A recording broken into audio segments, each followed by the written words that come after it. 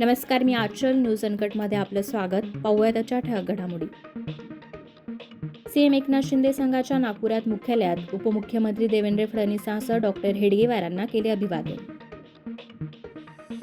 अनिल देशमुखांच्या सुटकेवर फडणवीसांची प्रतिक्रिया. ठराविक काळ तुरुंगात राहिल्यानंतर जामिनाच्या कायद्यातच तरतूद. मुंबई गोवा महामार्गाचा मुद्दा विधानसभेत उपस्थित करणार विरोधी पक्षनेते अजित पवार यांची माहिती.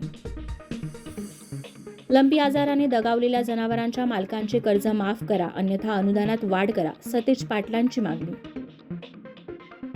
मुंबई महापालिकेतील सर्व पक्षांची कार्यालये सील. शिंदे ठाकरे गटातील राड्यानंतर आयुक्तांनी घेतला निर्णय. निवडणूक आयोगाकडून रिमोट व्होटिंगची तयारी. नवी दिल्लीत होणार चाचणी. पीएम मोदींच्या मातोश्रींची प्रकृती स्थिर. भाजप नेते म्हणाले 2-3 दिवसात हॉस्पिटलमधून डिस्चार्ज मिळेल. मोदींनी काल घेतली आईंची भेट.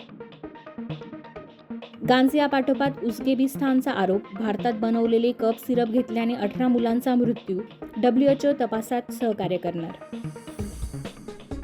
ज्येष्ठ चित्रपट निर्माते नितीन मनमोहन यांचे मुंबईत निधन. हृदयविकारामुळे रुग्णालयात सुरू होते उपचार. आणि मोठ्या वादानंतर पठाण सिनेमातील वादग्रस्त दृश्य बदलण्याची सेन्सॉर बोर्डाची सूचना. धन्यवाद.